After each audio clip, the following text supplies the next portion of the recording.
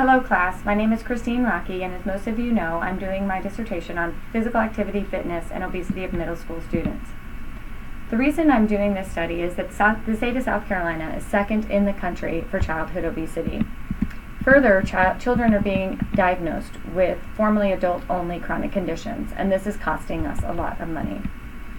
Further, there's a dramatic decrease in physical activity between the ages of 5th grade and high school.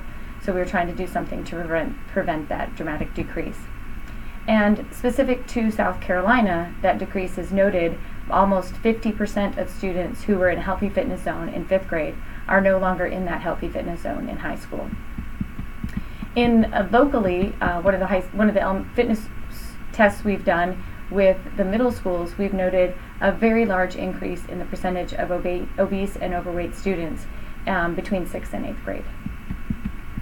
So the process will be to take Horry County schools and plant a Coastal Carolina University exercise and sports science major there to do a high intensity interval training with them 2 to 3 times a week after they all complete the FitnessGram.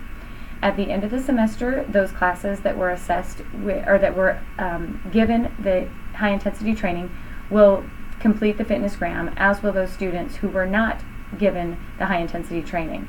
And we will compare the fitness results and the enjoyment level of those two groups. This is the intrinsic motivation inventory, and the reason we are doing this is that we want to see if students are really going to enjoy this activity and potentially continue it in the future. The ratings of perceived exertion chart will also be used to determine their intensity while they're working. If the students are not getting to a high intensity, if they're only saying they're at a 3 or 4, then this research might not be valid.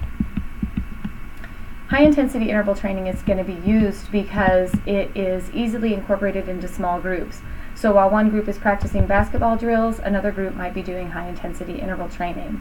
The PE teacher will then be able to focus on the group that's doing the drills, while the Coastal Carolina student will be doing the high intensity interval training. It's been shown to deliver similar or even better health results than steady state training. It's also pretty easy to do and to incorporate into any sort of activity. You don't need a whole lot of equipment to get a good workout. Intrinsic motivation is going to be used to determine if these students really want to do this physical activity as they grow on, and if they're motivated by this type of pull-out activity. So far, the students and the teachers and the parents have all loved this, but we've been having some trouble getting some feedback from the district office on the FitnessGram results. And what I hope to do with this is use it in the future to apply it to all Horry County schools and eventually nationwide if it turns out to be a good project. Hope you enjoyed what I have done today, and I will see you soon.